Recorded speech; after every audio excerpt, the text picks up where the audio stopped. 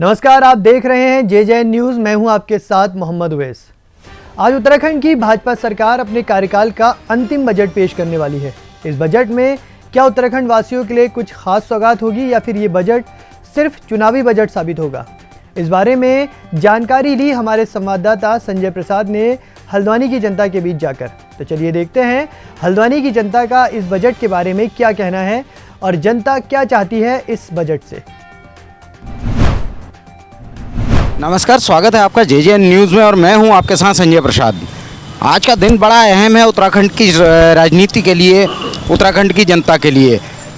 विधानसभा सत्र चल रहा है और गैरसैंण में आज बजट पेश होना है। क्या कुछ बजट से उम्मीदें लगाई बैठी है जनता, हल्द्वानी की जनता या फिर प्रदेश की जनता? क्या कुछ प्रदेश के हिस्से में आता है, क्या कुछ देश के हिस्से में आता है? ये देखने वाली बात होगी कि आम जनता को कहाँ तक राहत मिलती है इस बजट से।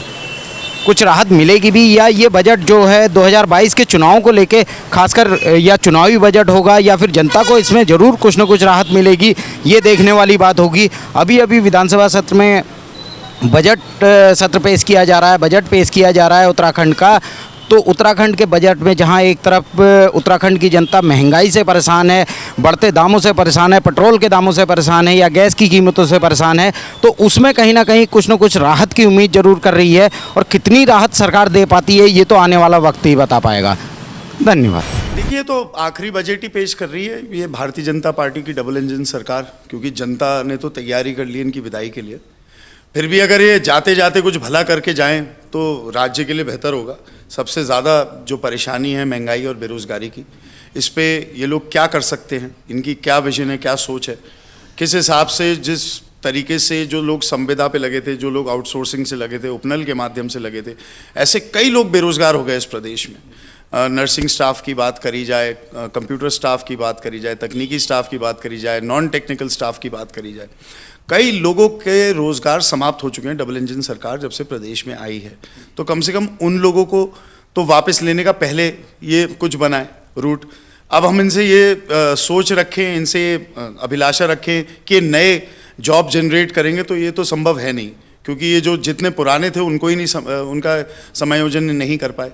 तो इसलिए इनसे आस कम है। लेकिन हाँ, फिर भी अगर महंगाई, बेरोज़गारी जो दो ज्वलंत मुद्दे हैं, अगर इन पे ये किसी तरीके से अंकुश लगाने का कुछ प्रयास शुरुआत करें तो हम भी तारीफ़ करेंगे, ऐसी बात नहीं है। लेकिन अभी तक तो तारीफ़ के काबिल कोई कार्य इन्होंने करा नहीं है। जिस प्रकार से वहाँ लाठीचार्ज हुआ, सबसे पहले उसमें सदन में खड़े होकर माननीय मुख्यमंत्री जी को प्रदेश की मातृशक्ति से क्षमा मांगनी चाहिए कि कैसे महिलाओं के ऊपर ऐसा लाठीचार्ज हो गया। एक सड़क के चौड़ीकरण के लिए अगर धरना दे रहे हैं, अगर एक सड़क को चौड़ा करने के लिए, मूलभूत सुविधाओं के लिए अगर कोई धरना दे रहा प्रदर्शन, और जितने भी बहुत बड़ी नाकामी इसलिए भी है क्योंकि देखिए आप वहाँ पे वो प्रदर्शन जो कर रहे थे उसके सारे वीडियो आ गए। पुलिस कुछ बात कहना चाह रही, लेकिन पुलिस की सारी बातें गलत साबित हुई हैं। लाठियाँ पुलिस ने ही बरसाई। ऐसे प्रदर्शन तो हर सत्र में होते हैं, इसका मतलब थोड़ा ना लाठीचार्ज हो जाएगी। नहीं, देखिए, इनके तो सारी घोषणाएं मुख्यमंत्री जी कह के नहीं चले गए बड़े दिनों से कि पहाड़ से ये क्या कहते हैं प्राधिकरण स्थगित हो गया है, तो कहाँ गया वो? आ गया उसका जियो। क्या पहाड़ में नक्शे पास हो रहे हैं या प्राधिकरण के बिना अनुमति के कोई बिल्डिंग बना पा रहा है गांव में? गोट गाय की वो बना पा रहा है अपने गांव में? तो इसलिए खाली में घोषणाएं कर जाते हैं मुख्यमंत्री जी। कहाँ गई रिंग रोड, कहाँ गई ISBT, कहाँ गया हमारा जू? ये कुमाऊं की एक प्रमुख योजनाएं थीं जिससे यहाँ पे हजारों की संख्या में स्थानीय लोगों को रोजगार मिलता। तो ऐसा है ना, देखिए, वो हस्तांतरित भूमि वापस कर दी इन्होंने वन विभाग को। इन्होंने जो कांग्रेस की जो सरकार आएगी उसमें हमें ज़्यादा मेहनत करनी पड़ेगी पहले 6 महीने 1 साल, ताकि वो किसी तरीके से दोबारा वही स्थल चिन्हित करके वहीं ISBT बने, क्योंकि इनसे ISBT नहीं बनने वाला है। अब वो ISBT बन गया होता तो उसमें कम से कम मैं मानता हूँ 10,000 लोग उसमें रोजगार डायरेक्टली या इनडायरेक्टली पा लेते, और वो 10,000 परिवार हुए। तो आपने तो कई परिवारों के पालन पोषण के रास्ते रोके हैं, तो इसका जवाब तो आपको देना ही पड़ेगा। चलो, सबसे बड़ी बात यह है कि डीजल और पेट्रोल में जो लगातार वृद्धि हो रही है, उससे ट्रांसपोर्ट भाड़े बढ़ने से आम जनता के खाने पीने के सामान तक महंगे होने जा रहे हैं। तो सरकार को चाहिए कि जितनी पेट्रोल की कीमत सरकार 80 और 90 रुपये डीजल पेट्रोल पर ले रही है, उसमें राज्य सरकार और केंद्र सरकार के टैक्सों का बहुत बड़ा हिस्सा है। सरकार यदि इसको जीएसटी के दायरे में ले ले तो इससे अपने आप महंगाई पर विराम लगेगा, और अथवा सरकार, स्टेट सरकार कम से कम अपने हिस्से के टैक्स में राहत दे ताकि उपभोक्ताओं को महंगाई से राहत मिले। जहाँ तक बात आती है खाने पीने के आइटमों की, वर्तमान में रिफाइंड तेल, सरसों का तेल, दालें, हर चीज़ में जो है रेट लगातार बढ़ रहे हैं। महंगाई चरम सीमा पर है। सुविधाओं के नाम पर सरकार कुछ भी नहीं दे रही है। मध्यम वर्ग और निर्धन वर्ग के लिए अपने आप में बहुत गंभीर चिंतन का समय है। रसोई के बजट लगातार गड़बड़ा रहे हैं। जहाँ तक जीएसटी का सवाल है, व्यापारी जीएसटी से त्रस्त हो चुका है। विभाग को इतने लंबे लंबे टारगेट दिए गए हैं कि विभागीय अधिकारी बिना नाम लिए हमको बता रहे हैं कि इतने लंबे टारगेट हैं कि इनको पूरा करने के लिए हम व्यापारी की छोटी मोटी तकनीकी गलती पर भी उस पर जुर्माना ठोक दे रहे हैं ताकि वे अपने टारगेट को पूरा कर सकें। व्यापारियों का वर्तमान असंतोष आने वाले चुनावों में सरकार के लिए कठिनाई का सामना करने को मजबूर कर सकता है। अच्छा, आपको नहीं लगता कि आने वाला बजट 2022 चुनाव को लेके बिल्कुल चुनावी बजट के तौर पर होगा, या फिर जनता के राहत देने वाला बजट कुछ होगा? इसमें दो राय नहीं है। हर सरकार अपने 5वें वर्ष में जनता को राहत देने वाले बजट को प्रस्तुत करने का प्रयास करती है, क्योंकि हमारे उत्तराखंड में भी अगले साल चुनाव होने हैं। तो ऐसे में हमें उम्मीद है कि सरकार आम जनता को राहत देने का प्रयास करेगी, चाहे चुनावी बजट हो। हमारा उद्देश्य यही है कि हमारी उत्तराखंड की जनता को राहत मिले, चुनाव के बहाने मिले या किसी अन्य बहाने मिले। संजय, बजट को लेकर सर यही है कि जो महंगाई बढ़ रही है, हर एक चीज़, गैस कहाँ पहुँच गई है, महंगाई, पेट्रोल देखिए आप, पेट्रोल कहाँ पहुँच गया। पेट्रोल तो स्टेट का जो टैक्स है वो तो कम होना चाहिए, पेट्रोल ऐसा पहुँच गया है। पेट्रोल डीजल महंगा होगा, सारी सब्जियाँ महंगी होंगी, हर एक चीज़ महंगी होगी रिगार्डिंग वोट जो एक घर को चलाने के लिए ज़रूरी होती है। तो महंगाई जहाँ पहुँच गई वो सरकार को सोचना चाहिए। जहाँ महंगाई इस समय है, सब पेट्रोल, गैस की सब्सिडी, ये कुछ है जो सरकार लाए। हर चीज़, यही चीज़ कर, दो चीज़ कर देंगे तो हर एक चीज़ में कंट्रोल आ जाएगा। इसी क्रम में हम आ पहुँचे हैं हल्द्वानी के टेम्पो स्टैंड में। टेम्पो चालक हमारे साथ हैं, इनसे बात करते हैं कि बजट को लेके क्या कुछ उम्मीदें हैं। जी सर, आपका नाम? मेरा नाम चिंतामणि पोखरिया। अच्छा, पोखरिया जी, क्या कुछ उम्मीद करते हैं बजट को लेके?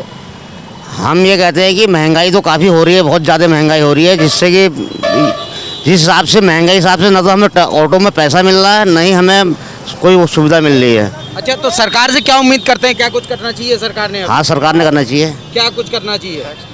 टैक्स माफ़ करना चाहिए, और जो है तेल के दाम घटाने चाहिए। इधर सिलेंडर के दाम दिन पर दिन महीने में 4-4 12 बढ़ रहे हैं, ये ना हमें कोई बेनिफिट ही नहीं मिल रहा। तो साथ ही हमारे एक टेम्पो चालक भाई हैं। जी, आपका नाम? मेरा नाम प्रिंस आहूजा। अच्छा प्रिंस जी, क्या कुछ उम्मीद करते हैं बजट को लेके? मैं बजट सर, सरकार इस समय बिल्कुल विफल हो चुकी है। बिल्कुल बजट तो बिल्कुल ऐसा हो गया कि मतलब गरीब आदमी के खाने लायक नहीं है इस समय बजट जो आज जैसे बजट पेश किया जा रहा है विधानसभा में, तो क्या कुछ उम्मीद करते हैं, कितनी राहत होनी चाहिए बजट में? बजट में कुल मिला के 50% तो राहत होनी चाहिए। मतलब जिस हिसाब से बजट पेश किया जा रहा है उस हिसाब से गरीब आदमी का बिल्कुल उल्लंघन किया जा रहा है। भैया कहते 25 बढ़ता, 50 बढ़ता, 75 रुपये बढ़ गया गैस में। गृहिणियों का मूल काम है खाने पीने का, बनाने का, तो इतनी महंगाई कर दी गैस के प्रति। इसमें हम और तो मीडियम वालों तो वैसे भी पिस जाता है ना?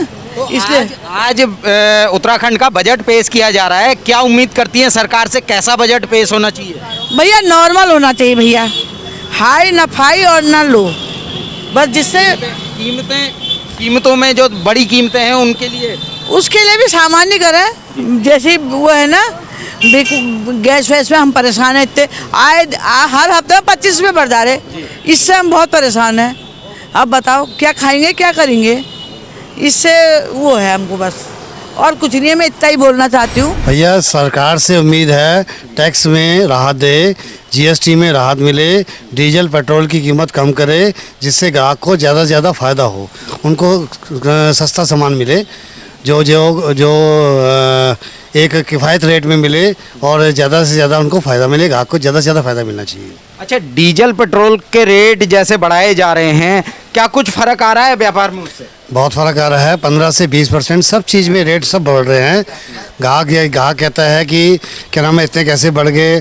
तो भैया जो है हम क्या क्या बताएं उनको कि अब डीजल पेट्रोल बढ़ेगा, वह सब चीज़ बढ़ेगी, तो आगे से जो है जैसे पीछे से जो है माल आएगा तो सब चीज़ बढ़ती जाएगी बढ़ती जाएगी बढ़ती जाएगी, तो फिर हमें उस हिसाब से फिर हमें करना पड़ता है। हमारा तो मार्जिन फिक्स होता है ना। अब ये जो है ये बढ़ते जाएंगे तो ग्राहक को कैसे हम समझाएंगे। तो ये जो है चीज़ को जो है सरकार इसमें एक जो है एक्शन ले कि इसकी कीमत कम से कम हो। तो ये थी हल्द्वानी की जनता की राय आने वाले बजट के बारे में। अब देखना ये होगा कि आने वाला बजट जनता की राय पर खरा उतरता है या सिर्फ चुनावी बजट बनकर रह जाता है। इस खास खबर में अभी के लिए बस इतना ही। आप बने रहिए JJN न्यूज़ के साथ। नमस्कार।